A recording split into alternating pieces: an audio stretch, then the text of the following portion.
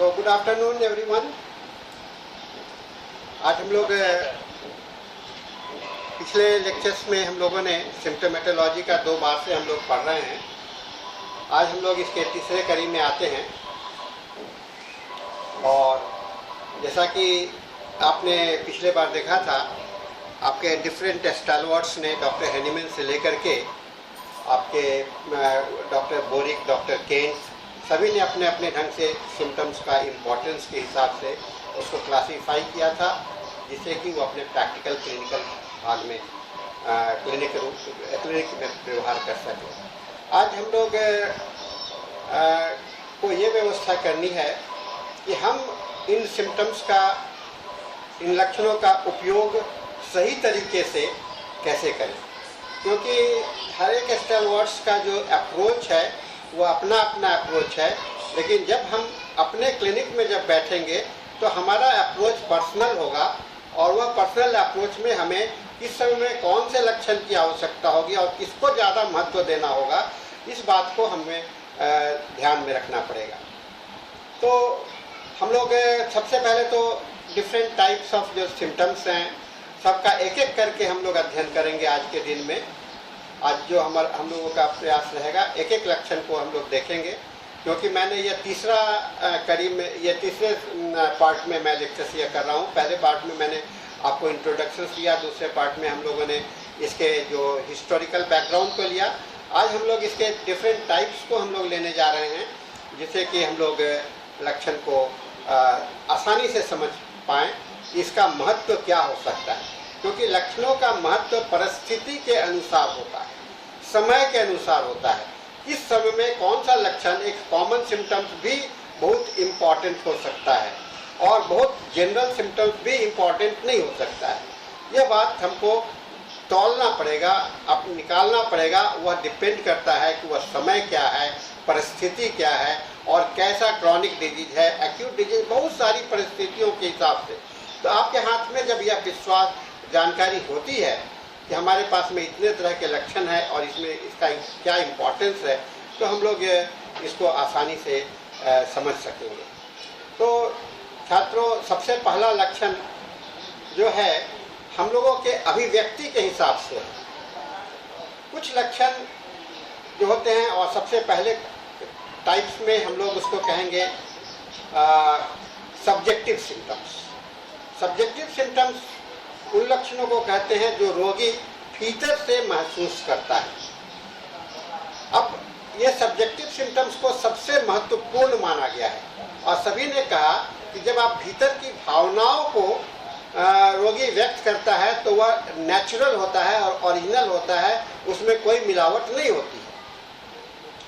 लेकिन मैं इसके व्यवहार पर थोड़ा सा आप लोग को डिफरेंट सिचुएशंस में देखना चाहूँगा। अगर कोई छोटा सा बच्चा है और उसे सब्जेक्टिव सिम्टम्स की बात वहाँ पर देखा जाए तो वह दर्द को उतनी अच्छी तरह से व्याख्या नहीं कर पाएगा जितना कि हम उसके दर्द को हाव भाव जैसे देख सकते हैं। तो यहाँ पर तो बहुत महत्वपूर्ण नहीं रह जाएगा उस सब्जेक्टिव सिम्टम्स का। फिर आप देखिए कोई मेंटल पेशेंट्स है जो कि जिसको अपने ही दिमाग का कोई ये ख्याल नहीं है, वहाँ भी सब्जेक्टिव सिम्टम्स का बहुत ज़्यादा इम्पोर्टेंस नहीं होता है। कुछ पेशेंट ऐसे होते हैं जो कि अपने बातों को बढ़ा चढ़ा करके कहते हैं, कुछ लोग छिपा की कोशिश करते हैं। तो हर एक जगह पर सब्जेक्टिव सिम्टम्स इतना महत्वपूर्ण होने के बावजूद भी हर एक जगह पर सब्जेक्टिव सिम्टम्स का उपयोग नहीं किया जा सकता है। और इसीलिए मैंने कहा कि परिस्थिति जन्य है। कोई जो व्यक्ति कष्ट में है और अपनी भाषा को, अपनी भावनाओं को अच्छी तरह से व्यक्त कर सकता है, वैसे ही लोगों में यह सब्जेक्टिव सिम्टम्स इम्पॉर्टेंट होगा, महत्वपूर्ण होगा।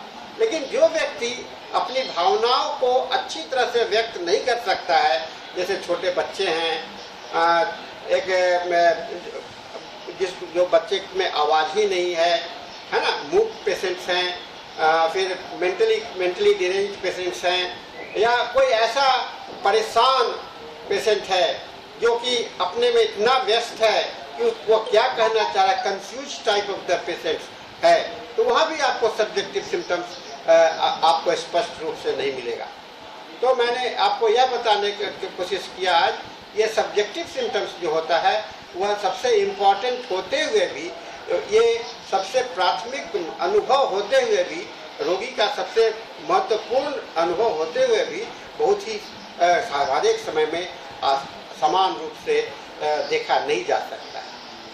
तो ये सब्जेक्टिव सिम्टम्स हुआ।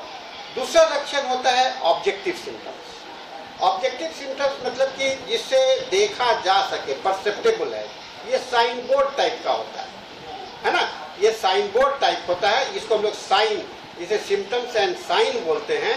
तो सिम्टम्स पहले की भाषा में सब्जेक्टिव सिम्टम्स को बोला जाता था और ऑब्जेक्टिव सिम्टम्स को साइन बोला जाता था। ऐसा ही साइन, साइन मतलब कि जिसको देखे, जैसे ब्लैक बोर्ड है, साइन है, दिखावट है, जो दिखलाई पड़ सकता है, आप अपनी आंखों से देख सकते हैं।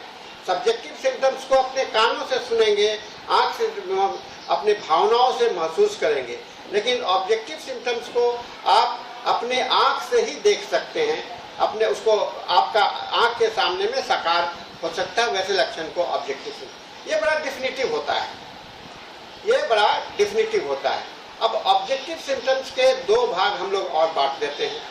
एक ऑब्जेक्टिव सिम्टम्स जो कि मेंटल ऑब्जेक्टिव सिम्टम्स है, और एक ऑब्जेक्टिव सिम्टम्स जो शरीर पर दिखलाई पड़ता है। शरीर पर दिखलाई पड़ने वाले लक्षण में तो कोई आपको सोचना नहीं पड़ेगा, है तो है, नहीं है तो नहीं है ना, दाग है सफ़ेद तो दाग है, ठीक है। लेकिन मेंटल जो ऑब्जेक्टिव सिम्टम्स होते हैं उसको नॉन वर्बल कम्युनिकेशंस कहा जाता है, नॉन वर्बल सिम्टम्स बोला जाता है। उस समय में रोगी अपना जो गेस्चर्स हुआ, कैसे वह रह रहा है, कैसे बैठ रहा है, क्या कर रहा है, जब उसको उसका भी अभिज्ञान नहीं होता है, और लेकिन दूसरे लोग उसको देखते हैं तो उसको बहुत महत्वपूर्ण सिम्टम्स होता है।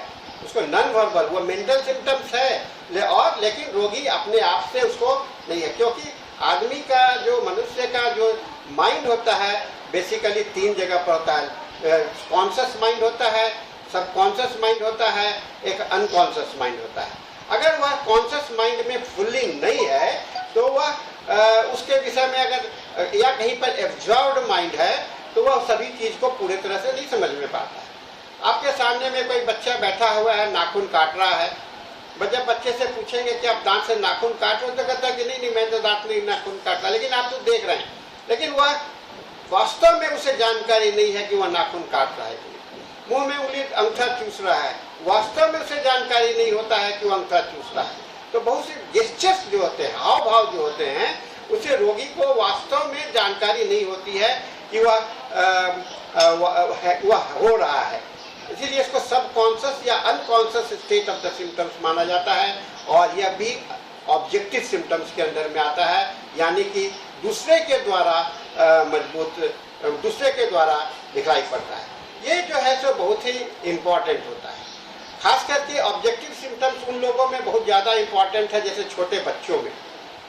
आपका जो पेडियाट्रिक्स विज्ञान है, माने शिशु रोग चिकित्सा का जो विज्ञान है, वह बेसिकली ऑब्जेक्टिव सिम्टम्स पर ही डिपेंडेंट है। खास करके जेरियाट्रिक्स में भी आपको ऑब्जेक्टिव सिम्टम्स उतना महत्वपूर्ण होता है, सब्जेक्टिव बहुत इम्पॉर्टेंट हो जाता है। बूढ़े लोगों का, एडल्ट का जो सिम्टम्स है सब्जेक्टिव इम्पॉर्टेंट हो जाता है, लेकिन बूढ़े बच्चों लोगों में जो ऑब्जेक्टिव सिम्टम्स बहुत ही महत्वपूर्ण हो जाता है।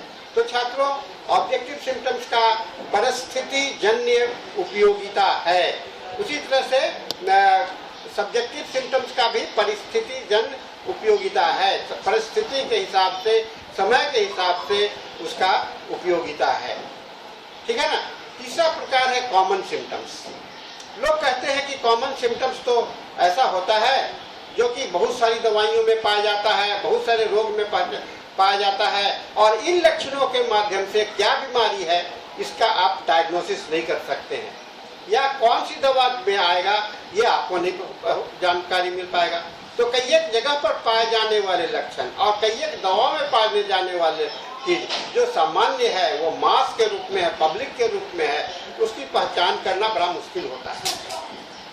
तब तो आप कहेंगे सर इसको जानने का क्या जरूरत है?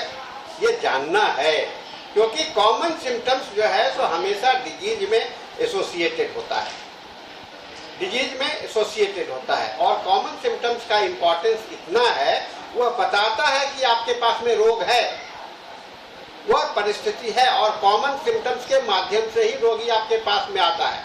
कष्ट जो है सो कॉमन सिम्टम्स में ज़्यादा होता है, दर्द ज़्यादा महसूस होता है, ठंडा ज़्यादा लगता है, बुखार ज़्यादा होता है, खांसी हो सकती है, ठीक है ना, घबराहट हो सकता है, ये सारी चीज़ कॉमन बात है, हो सकता है। तो जब घबराहट है, दर्द है, तो आप समझते हो कि मैं बीमार हूँ, तो ये बताता है कि इसका साइन है कि आपके अंदर में कष्ट है, बीमारी है। यह कॉमन सिम्टम्स का इम्पोर्टेंस, एक इम्पोर्टेंस हुआ। दूसरा इम्पोर्टेंस, कॉमन सिम्टम्स जब एक ग्रुप में आता है, कई एक तरह के कॉमन सिम्टम्स अगर एक तरह से मिल करके आएंगे तो उसे हम लोग अनकॉमन बन जाता है। जब ग्रुप में कॉमन सिम्टम्स जैसे बुखार भी है, खांसी भी है, सर्दी भी है, पानी का प्यास भी ज़्यादा लग रहा है, तो सभी कॉमन सिम्टम्स हैं, लेकिन सब इकट्ठे आ रहे हैं, तो आप कहते हो कि हो सकता है कि आर्सेनिक हो, है कि नहीं। तो ये जब कॉमन सिम्टम्स का उपयोगिता यह है कि ये ग्रुप में आते हैं तो बहुत इंपॉर्टेंट हो जाता है।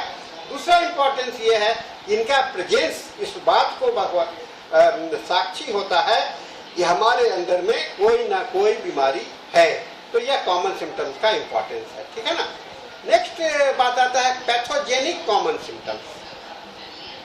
पैथोजेनिक माने कि किसी पैथोजेंस के कारण, जैसे सर्दी है, तो सर्दी मान लीजिए कि आपका वायरल सर्दी हो रहा है ना, तो वायरल सर्दी में खांसी, आपको नाक से पानी नहीं आ रहा है, ये आ रहा है, तो ये सब उसके साथ में जुड़ा ही हुआ है। तो आपको वहाँ पर ये बात, जैसे आप कहते हो कि इन्फ्लामेशन हो गया, सूजन हो गया, तो सूजन में तो आप लोग पढ़े हैं ना कि उसमें स्वेलिंग भी है, लालीपन भी है, दर्द भी है। तो आप लाली, सूजन और दर्द करके तीन बात तो नहीं कहेंगे, आप तो कहेंगे कि यहाँ इन्फ्लामेशन है। ये इन्फ्लामेशन एक कॉमन पैथोजेनिक सिम्टम्स के रूप में आ जाएगा। तो ये हम लोगों को ये ज़्यादा इम्पॉर्टेंट होगा। जब पैथोजेनेटिक कॉमन सिम्टम्स आते हैं तो उसका नॉमेनक्लेचर वहाँ पर ज़्यादा इम्पॉर्टेंट हो जाता है, ठीक है ना। अगर आपके पास में मिजिल्स है ना, मिजिल्स है, तो मिजिल्स है तो बहुत जो सामान्य बात है कि छोटे दाने शरीर में होंगे, साथ में बुखार होंगे, बहुत सारे कॉमन सिम्टम्स इसमें होंगे जो कि एक साथ में पैथोजेनिक कंडीशंस में वह क्रिएट हुए और वह वहाँ पर प्रकट हुए। इसको हम लोग पैथोजेनिक कॉमन सिम्टम्स भी कहते हैं। दूसरी बात कही गई है, कई एक लोगों ने कहा है कि अनकॉमन सिम्टम्स। अनकॉमन सिम्टम्स किसको कहते हैं? अनकॉमन सिम्टम्स को वैसे सिम्टम्स को कहते हैं जो कि एक सामान्य रूप से नहीं आता है, और उसका आने का तरीका बड़ा विचित्र होता है। बुखार आना तो बहुत सामान्य बात है कि नहीं? बुखार आना तो बहुत सामान्य बात है, लेकिन एक बुखार अगर एक तरीके से आए, जैसे पहले जाड़ा लगा, उसके बाद में काफ़ी गर्मी हुआ, माने एकदम बहुत हीट जैसा होगा, जाड़ा लगा, chill sensation followed by heat sensation followed by perspiration और फिर चिल, यानी कि एक लय में आ रहा है। पहले ठंडा लग रहा है, उसके बाद में गर्मी हो रही है, उसके बाद में पसीना आ रहा है ना। तो ये एक आ रहा है, ये अनकॉमन बन जाता है और एक बीमारी को इंडिकेट कर रहा है। इसको सक्सेशन ऑफ स्टेजेज में आ रहा है ना। तो ये अनकॉमन परिस्थिति को जाहिर करता है। ये सामान्य बुखार के जैसा नहीं है, किसी न किसी खास टाइप ऑफ द बुखार है, ठीक है ना। तो ये अनकॉमन सिम्टम्स जो होता है सो एक होता है, और ये पिक्यूलियर नेचर का कैरेक्टर होता है, विचित्र होता है। इसके अंदर में आपको एक ऐसा दिखलाई पड़ेगा कि ये सभी लोगों को ऐसा नहीं हो रहा है। अगर कहीं पर कोई फ्लू फैला हुआ है ना, कोई बीमारी है, किसी समय में कोई महामारी का समय है, तो आप देखिएगा उस महामारी में आपको कॉमन सिम्टम्स के साथ में कुछ अनकॉमन बातें होंगी। उस व्यक्ति विशेष को ध्यान में रख करके, उसके जीवन को ध्यान में रख करके आपको बहुत सब लोग को देखिएगा, रात बुखार आया फ्लू में और जाड़ा लग रहा है काफ़ी। ये आदमी को बुखार आया और बुखार में काफ़ी उसके बाद में उसको गर्मी काफ़ी लग रही है, उसको जाड़ा नहीं लग रहा है। तो ये उसके लिए तो अनकॉमन बात हो गया ना। कॉमन के समय में जो विचित्र अलग ढंग से आता है वह अनकॉमन हो जाता है ना। कॉमन के समय में जैसे एक प्रथा है, हम लोग के समाज में प्रथा है कि सब लोग आपके माता पिता आपके लिए लड़की का सिलेक्शन करते हैं, आपका शादी हो जाता है। तो ये कॉमन बातें हैं ना। लेकिन कोई लड़का अगर भाग करके किसी से शादी कर लेता है तो सारों जगह पर चर्चा होने लगती है, ये अनकॉमन बात माना जाता है। तो ऐसे ही हमें इस बात को समझना होगा कि रोग में आने का तरीका वह कैसा है। टेढ़े मेढ़े रास्ता से आया, सीधे रास्ता से आया, अचानक छलांग लगा करके आया, अचानक दौड़ के आया, है ना, और अचानक चला गया। ठीक है, तो ये सारी बातें बहुत महत्वपूर्ण है। आपको यह अनकॉमन बहुत कम दवाओं में पाया जाता है। सबसे बड़ी खासियत क्या है, इनके साथ में कई एक दवा नहीं जुड़े होंगे।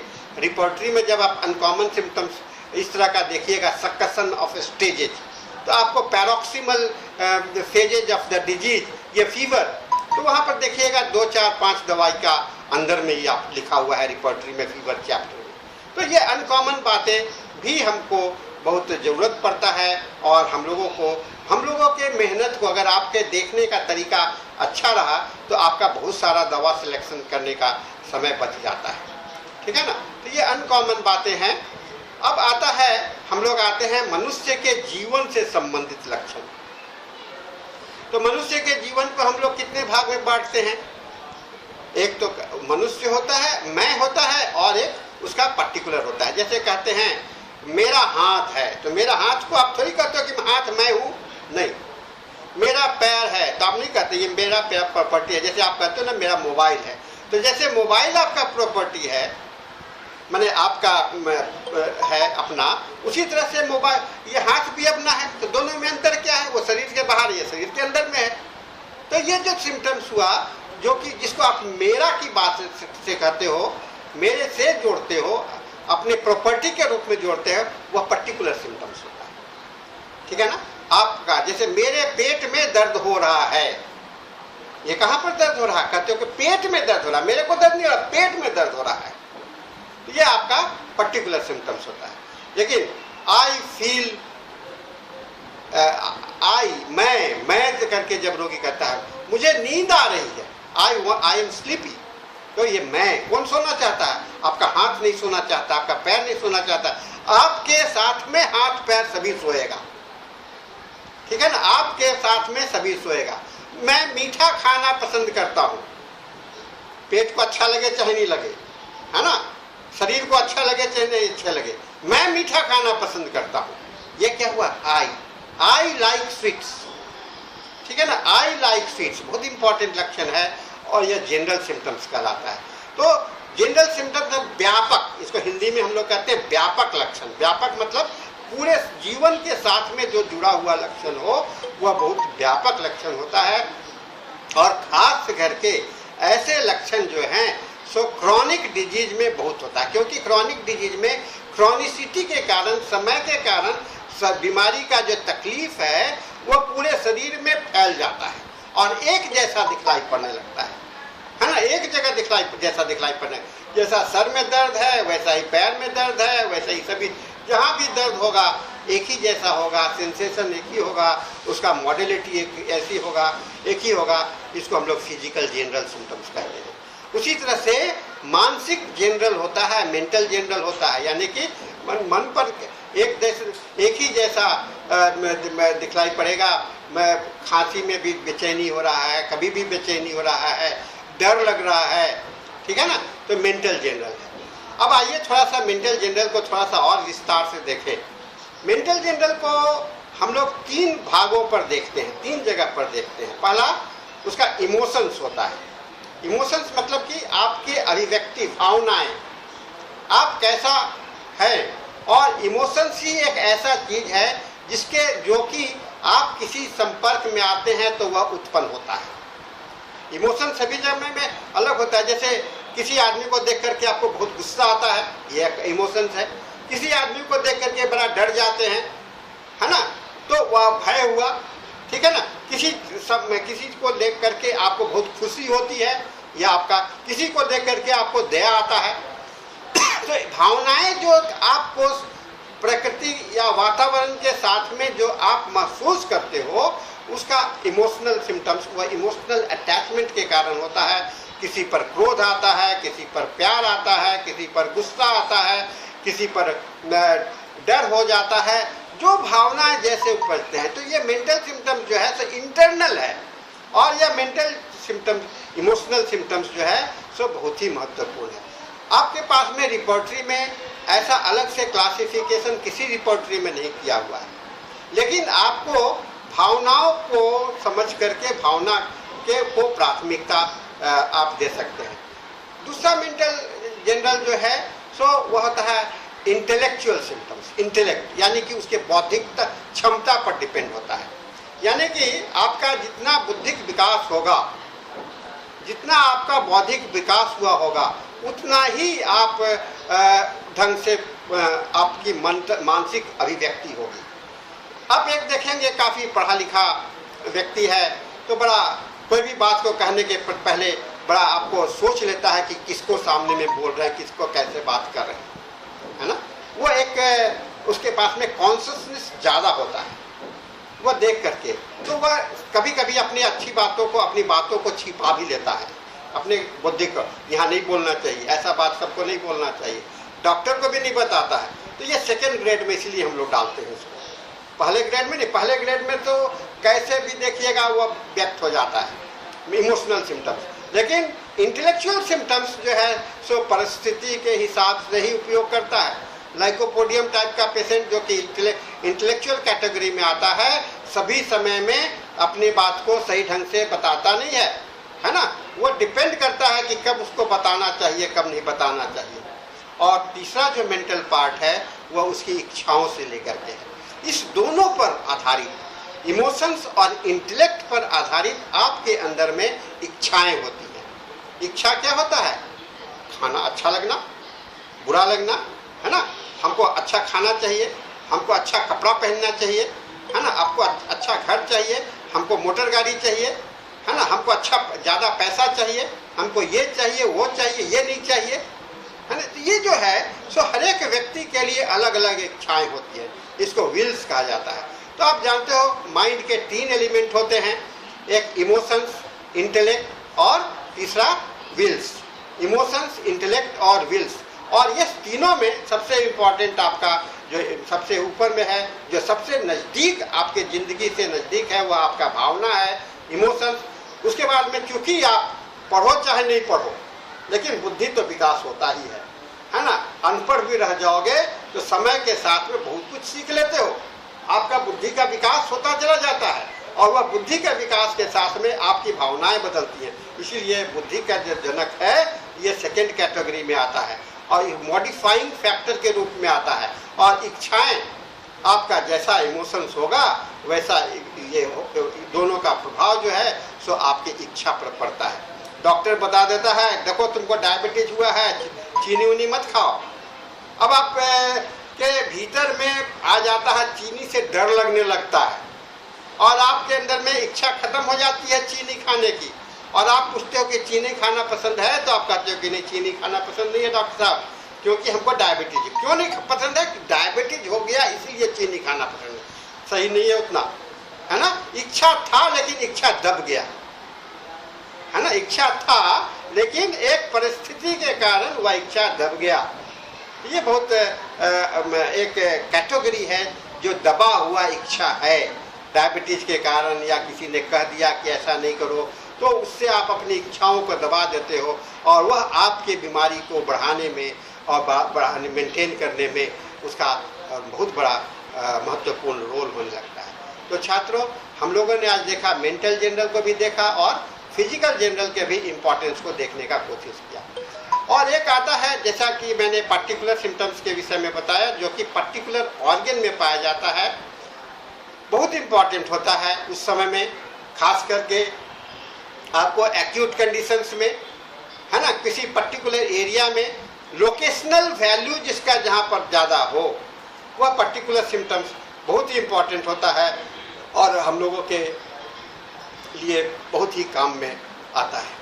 अब आइए आपकी पढ़ाई को लेकर के मेट्रिया मेडिका में और कहीं पर, और जो पहली किताब जब आप मेट्रिया मेडिका में पढ़ते हैं, जिसको कि आप एलेंस की नोट कहते हैं, तो एलेंस को की नोट में की नोट सिम्टम्स होते हैं।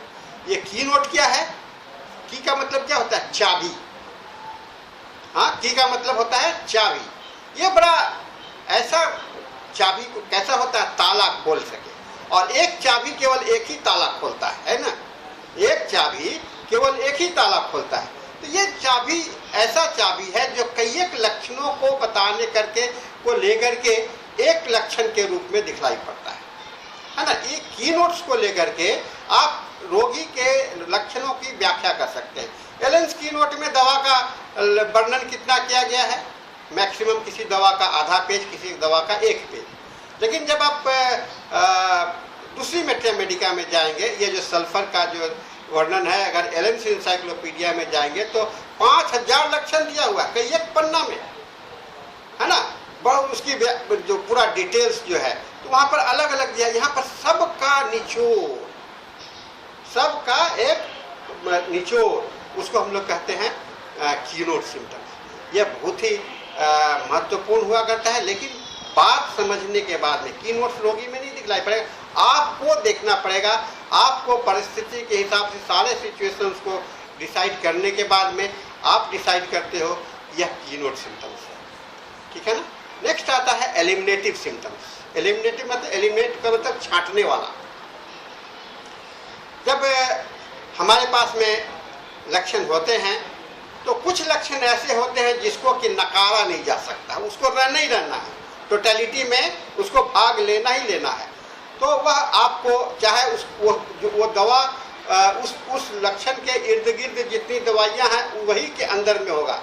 अब कुछ लक्षण ऐसे हैं जो कि वो दवा उस लक्षण में नहीं है,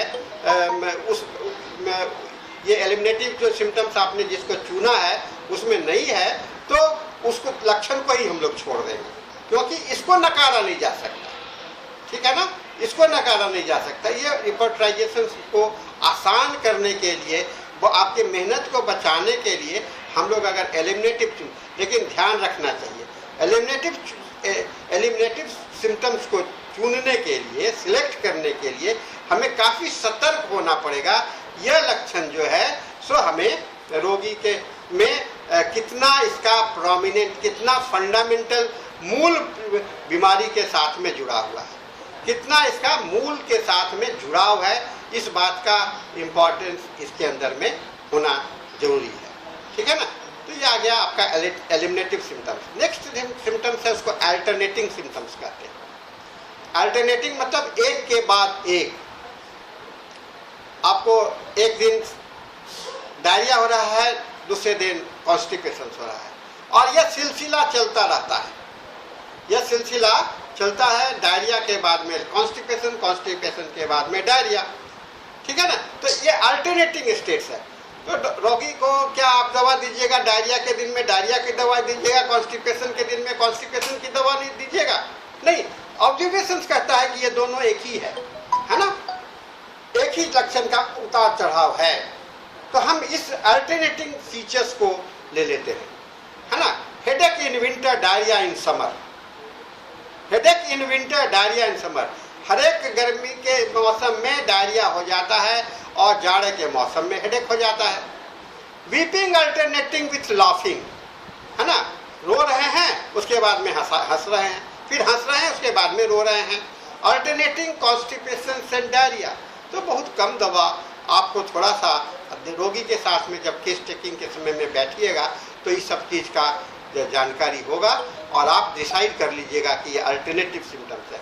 यह सिम्टम्स चूंकि दो चीज को एक साथ में समाया हुआ है, दो स्टेज को, माने अल्टरनेट का मतलब एक के बाद दो, दूसरा, यानी कि एक लक्षण में दो लक्षण, है ना, इसको कहते हैं 2 in 1 सिम्टम्स। तो 2 in 1 सिम्टम्स जहाँ एक से अधिक बातों का समावेश हो उसको हम लोग जनरल सिम्टम्स कहते हैं, ठीक है ना। जनरल सिम्टम्स को पहचानने का यह भी तरीका है कि दो या दो से अधिक जगहों पर एक जैसे पाए जाने वाले लक्षण को हम लोग जनरल सिम्टम्स कहते हैं। तो ये अल्टरनेटिंग सिम्टम्स में तो पहले ही से दो बंधा हुआ है, तो ये क्या हो जाएगा, इसको हम लोग जनरल सिम्टम्स कहेंगे। और जनरल सिम्टम्स होने के नाते यह एक महत्वपूर्ण लक्षण हो जाता है, इसकी प्राथमिकता हम लोग देंगे। नेक्स्ट आता है alternative symptoms, sorry negative symptoms. ये सिम्टम्स होता है जहाँ की हम महसूस करते हैं कि होना चाहिए लेकिन वह नहीं होता है, इसको हम लोग नेगेटिव सिम्टम्स कहना। जो जिस समय में आपको जो परिस्थिति होनी चाहिए उसको हम लोग कहते हैं और नहीं होता है तो उसको हम लोग नेगेटिव सिम्टम्स, बड़ा इंपॉर्टेंट है। आप उम्मीद लगाए बैठे हैं कि यह रोगी जो है इसके अंदर में बुखार है तो इसको प्यास बहुत लगेगी, लेकिन और सब लोग कहते हैं कि पानी पियो पानी पियो, घर के लोग उसको पानी पिलाने के लिए प्रयास करते रहते हैं, कहते हैं कि हमको तो प्यास ही नहीं लग रहा है ना, थर्स्टलेस ड्यूरिंग ही फीवर। तो ये क्या हुआ, नेगेटिव जनरल के अंदर में हुआ। और एक इंपॉर्टेंट होता है, बड़ा वैल्यूएबल कंडीशन हो जाता है जब शरीर में पानी नहीं है और आप पानी नहीं पीना चाह रहे हो, ठीक है ना, जो है वहां पर आप उसको ये अथी कर रहे हो। दर्द होना चाहिए, दर्द नहीं हो रहा है ना। बहुत सारा डिलीवरी होता है ना बच्चे लोगों का तो माता को जब तक ले पेन नहीं होता है तब तक ले पता चलता है कि अभी बच्चा नहीं हो रहा है। अब यहाँ बच्चा होने का बहुत एकदम पूरा चांसेस हो गया, लेकिन माता वहाँ पर दर्द ही नहीं महसूस कर रही है, तो ये नेगेटिव सिम्टम्स है। और इस समय में अगर आप इस लक्षण का इस्तेमाल करते हैं तो बड़ा इजी डिलीवरी भी आप देख सकते हैं, ठीक है ना। नेक्स्ट आता है एसेसरी सिम्टम्स। एक एसेसरी का मतलब होता है सहयोगी, साथ साथ, है कि नहीं। Accessory symptoms long standing symptoms है which the patient thinks the part and parcel of his normal life. कहता है ये बीमारी नहीं है, ये तो सब ऐसा ही होता ही है मेरे को, माने उसको बीमारी नहीं समझता है रोगी, है ना, ये हमारे शरीर का ही भाग है। लेकिन वो तो है, अगर किसी के गाल पर तिल होता है या किसी के गले गर्दन में एक मस्सा होता है, आप देख रहे हो कि मस्सा है, लेकिन रोगी कहता है डॉक्टर साहब ऐसा कोई थोड़ी बीमारी है। इसको हम लोग एसेसरी सिम्टम, मस्सा होते हुए भी ये एसेसरी सिम्टम्स है और ये इंपॉर्टेंट होम्योपैथिक प्रिस्क्रिप्शंस का आधार भी बनता है, ठीक है ना। तो ये हम लोग इसको भी हम लोग ऑब्जर्वेटरी सिम्टम्स के रूप में अध्ययन करते हैं। नेक्स्ट आता है क्लिनिकल सिम्टम्स। क्लिनिकल सिम्टम्स वैसे लक्षण को कहते हैं जो कि क्लिनिकल कंडीशंस में और क्लिनिक में प्रूव किया गया हो। आपके बॉर्निगेशंस ने क्लिनिकल सिम्टम्स का इंपॉर्टेंस नहीं दिया क्योंकि वह उन्होंने प्रूविंग सिम्टम्स का इंपॉर्टेंस दिया। तो स्वस्थ शरीर पर क्लिनिकल सिम्टम्स जो है सो वेरिएबल होता है, और मैं भी यह कहता हूँ क्लिनिकल सिम्टम्स उतने महत्वपूर्ण नहीं होते। क्यों? क्योंकि ये परिस्थिति जन्य उपजित होते हैं और हर एक रोगी में परिस्थिति अलग अलग होता है, तो अलग अलग वेरिएशंस में होगा। तो अगर आप पहचानने में काबिल हो जाते हो, अनुभव हो जाते हो, तो आपको क्लिनिकल सिम्टम्स का उपयोग कर सकते हैं, अन्यथा आप क्लिनिकल सिम्टम्स का उपयोग नहीं करेंगे, ठीक है ना। नेक्स्ट आता है रिकरेंट सिम्टम्स। रिकरेंट का मतलब होता है बार बार आना, है ना, बार बार आना। जैसे मलेरिया का सिम्टम्स है ना, बार बार आ जाता है। आपको जॉन्डिस का सिम्टम्स बार बार आ जाता है। कोई ऐसा बीमारी है, कष्ट है जो कि बार बार आता है, वह एक उसका क्या होता है, ये आपको डायस्थेसिस सिम्टम्स है, यानी कि उसमें प्रवृत्ति बन जाती है। रिकरेंट सिम्टम्स जो है सो प्रवृत्ति वाली लक्षण होते हैं और यह बार बार रोगी के अंदर में आते जाते रहते हैं, ठीक है ना। ये बहुत ही इंपॉर्टेंट रिकरेंट सिम्टम्स है। रिकरिंग फीवर कहलाता है ना, रिकरिंग फीवर, रिलैक्सिंग फीवर, है ना। सिम्टम्स रिलैक्सिंग सिम्टम्स, आता है फिर रिलैप्स कर जाता है, आता है फिर रिलैप्स कर जाता है, दवा ठीक होता है फिर रिलैप्स कर जाता है, ठीक है ना। एक होता है पीरियोडिकल सिम्टम्स, ये बहुत महत्वपूर्ण लक्षण है। पीरियोडिक सिम्टम्स का मतलब होता है सामयिक, हर एक 6 घंटा के बाद में बुखार आना, हर एक शाम के समय में बुखार आना, हर एक साल में एक बार बुखार जरूर आता है। डॉक्टर साहब जब भी स्प्रिंग का मौसम आता है तो उस समय में बुखार हो जाता है, ये पीरियोडिकल सिम्टम्स है। और पीरियोडिकल सिम्टम्स के अंदर में देखिएगा, पीरियोडिसिटी में बहुत ही अच्छा है, और डॉक्टर CM बोगर का नाम पीरियोडिकल टाइम्स ऑफ रेमेडीज में उन्होंने बहुत ही अच्छा पीरियोडिकल सिम्टम्स का जिक्र किया है। और आप अगर इसको अध्ययन करते हैं तो ये पीरियोडिसिटी जब आपको पता चल जाता है, जैसे लाइकोपोडियम की बहुत ही खास बात कही गई है कि लाइकोपोडियम का सिम्टम जो है सो आफ्टरनून में बढ़ता है। आर्सेनिक की बात कही गई है, मिडनाइट के बाद में कष्ट बढ़ता है। ये सब बातें जो है सो बड़ा ध्यान देने वाली बात है, और यह पीरियोडिकल सिम्टम्स आपके लिए एक महत्वपूर्ण बात होता है। एक आता है पैराडॉक्सिकल सिम्टम्स, है ना, यानी कि दो नेचर के बीमारी। आप कभी सोचते हो कि ये क्या, ये हमको टॉन्सिल बढ़ गया है, या गला में खराश हो गया है, या हमको ब्रोंकाइटिस हो गया है। बड़ा विचित्र बात होता है जब डॉक्टर को भी कंफ्यूजन होता है कि यह कौन सा है, पैराडॉक्स माने विचित्रता, है ना, और एक अलग तरह से आना। अब एक रोगी आता है, कहता है कि डॉक्टर साहब हम पानी तो पीने में बड़ी दिक्कत होता है, पानी नहीं पी सकते हैं। अच्छा, पानी नहीं पी सकते हो, तो आप पूछते हो खाना कैसे खाते हो? तो खाने में तो दिक्कत नहीं होता डॉक्टर साहब, रोटी चबा लेते हैं, बड़ा आसानी से चला जाता है। रोटी चबा लेते हैं, रोटी का जो गिलावा बनता है वो जो है सो आसानी से पास कर रहा है। ये पानी जो है सो लिक्विड के जैसा है, जिसको बहा के चले जाना चाहिए था, वो पीने में दिक्कत हो रही है। नेट्रेव्यूल में ये लक्षण है।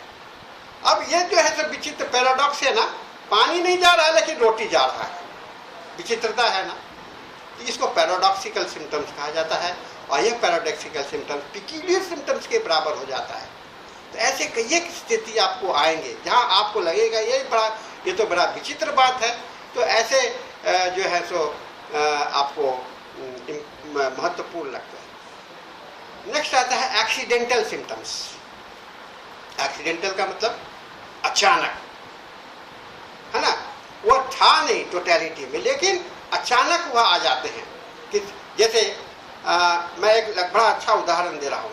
एक आदमी के पैर में चोट लग गया, हड्डी टूट गई। हड्डी टूट गई तो क्या हुआ, प्लास्टर किया गया। आप कहोगे कि एक्सीडेंटल सिम्टम से ये ठीक है, एक्सीडेंट से ये लक्षण पैदा हुआ, हड्डी टूट गई। अब हड्डी टूट जाने के बाद में उसको क्या हो रहा है, तो उसमें घाव में, हड्डी में पस आ रहा है।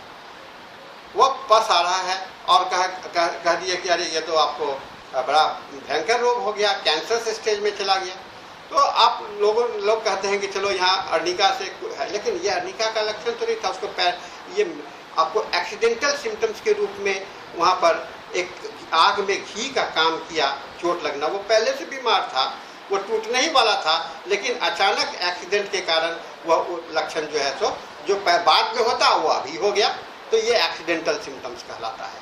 और इस समय में हम चोट लगना ज़्यादा इम्पॉर्टेंट नहीं है वहाँ पर, उस पैर वाला में, है ना। वहाँ पर पहले से उसका जो माइजमेटिक फैक्टर्स है, उसका सिफिलिटिक माइज्म है, वो माइज्म, उसका बैकग्राउंड, वो उसका एक्सीडेंटल सिम्टम्स कहलाता है।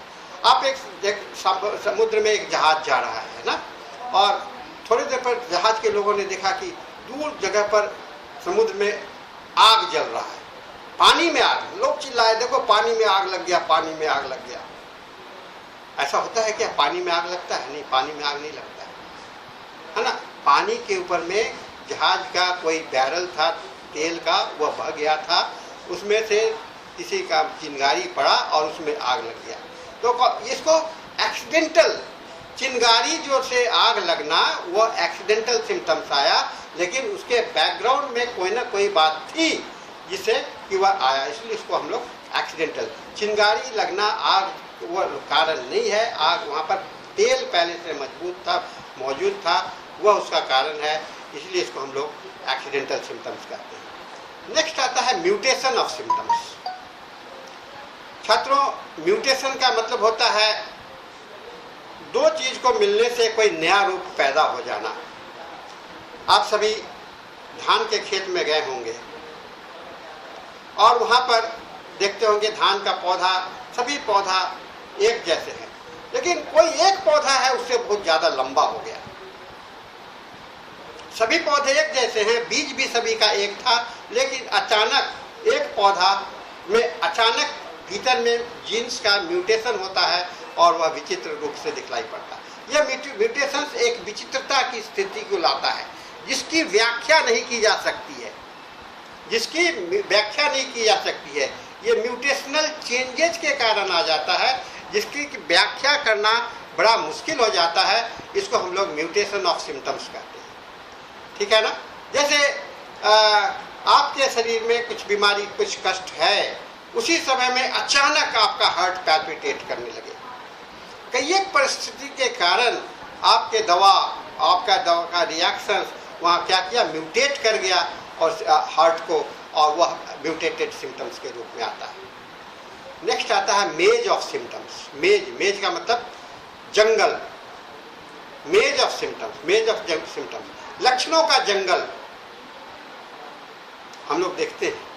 क्रॉनिक डिजीज में आपने पढ़ा होगा, और क्लासिफिकेशन ऑफ डिजीज में डॉक्टर हेनमैन ने कहा है कि मेज क्रॉनिक डिजीज ऐसा होता है जहाँ के लक्षण इतने ज़्यादा होते हैं कि आपको अंदाज नहीं लगता है कि ये कौन सा माइज्म है, सिफिलिस माइज्म है, ये मिक्स्ड माइज्म है। आपको बहुत सारे, और जब आपको एक ढेर में लक्षणों के ढेर में पहुंच जाते हैं तो आपको चुनने में दिक्कत होती है कि कौन सा लक्षण के लें या कौन सा लक्षण को नहीं लें। इसको कहते हैं मेज ऑफ सिम्टम्स। मेज ऑफ सिम्टम्स एक प्रॉब्लमेटिक सिचुएशन होता है, और ख़ास करके ये ड्रग डिजीज के कारण या कॉम्प्लेक्सिटी के कारण, अधिक बीमारी के कारण ये लक्षण पैदा होता है। इसलिए छात्रों, मेज ऑफ सिम्टम्स में कहा गया है कि हम लोग एक एंट्री पॉइंट बनाएं, है ना। आपको रिपोर्टरी में देखिएगा एक रूब्रिक्स है, क्रॉनिक डिजीज के शुरू करने के लिए लक्ष्य ये जनरलिटीज में, तो उसमें नक्श भूमिका की बात करते हैं, पहले नक्श भूमिका दे दो, पल्स इतलाक की बात है। लेकिन मैं ऐसा नहीं कहता हूँ। मैं कहता हूँ कि वहाँ पर पहले आप एसेस कर लो किसकी प्रधानता आपको ज़्यादा दिखलाई पड़ रही है। जो प्रोमिनेंट जिसका है उसको मेज ऑफ सिम्टम्स के सामने में देख लो, उसका लेयर बना लो, और जो सामने में जो हो पहले उसको आप उसके आधार पर दवाई दे दो, और वह आपके लिए उपयोगी हो जाएगा। और नेक्स्ट आता है पॉसिटी ऑफ सिम्टम्स। पॉसिटी का मतलब कमी। एक तो जंगल आपने देखा, और एक देखिए आपको क्या कहते हैं, ऐसा जगह जहाँ की रेगिस्तान है, कुछ पेड़ ही नहीं दिखलाई पड़ रहा है, कोई लक्षण ही नहीं दिखलाई पड़ रहा है। तो जंगलों में पेड़ ही पेड़, आज रेगिस्तान में कोई पेड़ नहीं, है ना। तो ये पॉजिटिव लक्षण, आप सिर पटक के रह जाते हैं लेकिन लक्षण नहीं आते हैं। कैसे दवा चुने? सफ़ेद दाग है और सारे लक्षण आपको एक जैसा रहे, आप एक लक्षण पर दवा कैसे दोगे? होम्योपैथिक प्रिंसिपल तो पूरा होगा नहीं टोटलिटी का। तो वहाँ पर पॉजिटिव सिम्टम्स जहाँ होती है वहाँ हम लोग कॉन्स्टिट्यूशनल बेसिस को, माने कि उसके सामान्य रचना को, कॉन्स्टिट्यूशंस को एक पार्ट मानते हुए उसमें उसको लेकर के हम लोग टोटलिटी, ये वन साइडेड डिजीज के अंदर में आता है। आप लोग ऑर्गेनन में पढ़ रहे होंगे one sided disease, local melodies. Local melodies में मेज ऑफ सिम्टम्स आप देखे होंगे, और क्रॉनिक डिजीज में मेज ऑफ सिम्टम्स देखिएगा। लेकिन पॉजिटिव ऑफ सिम्टम्स जो है सो आपको वन साइडेड डिजीज में पॉजिटिव अगर है, यानी कि मेंटल प्लेन में है तो बहुत सारा मेंटल में ही लक्षण बहुत दिखलाई पड़ रहा है, बॉडी में नहीं दिखलाई पड़ रहा है। बॉडी में है तो मेंटल सिम्टम नहीं दिखला। तो वन साइडेड डिजीज जहाँ हो जाएगा तो वहाँ पर आपको लक्षणों का कमी हो जाएगा, और आपके लिए लक्षण का चुनना बहुत ही मुश्किल हो जाता है। 40 मिनट का हो गया। तो हम लोग आज बहुत सारे क्लासिफिकेशंस को हम लोगों ने देखा। मैं जो आपके प्रैक्टिकल क्लिनिकल लाइफ से जुड़े हुए लक्षण को हम लोगों ने इकट्ठा किया हूँ, और इस क्लासिफिकेशंस के साथ ये तीसरा लेक्चर को मैं समाप्त करूँगा, और उसके बाद में हम लोग कल के दिन सिम्टोमेटोलॉजी को समाप्त करेंगे, जहाँ की हम लोग ग्रेडेशन ऑफ सिम्टम्स को पढ़ेंगे। तो छात्रों, इसको मनन कीजिए, चिंतन कीजिए, और थोड़ा सा इस पर कल्पना कीजिए, इसको कल्पना कीजिए। इस वीडियो को बार बार आप देखेंगे, आपको समझने का कोशिश करेंगे। मैंने जितनी बातों को बताने का कोशिश किया है उन सभी बातों को अगर आप अपने अच्छे ध्यान से देंगे, अच्छे से पढ़ेंगे, तो आपको इस बात का अच्छा से जानकारी मिलेगा। मैं आज इन शब्दों के साथ, इन बातों के साथ आज का इस लेक्चर को मैं समाप्त करता हूं। हम लोग फिर अगले लेक्चर्स में मिलते हैं। धन्यवाद। ना बजाय तुम एकदम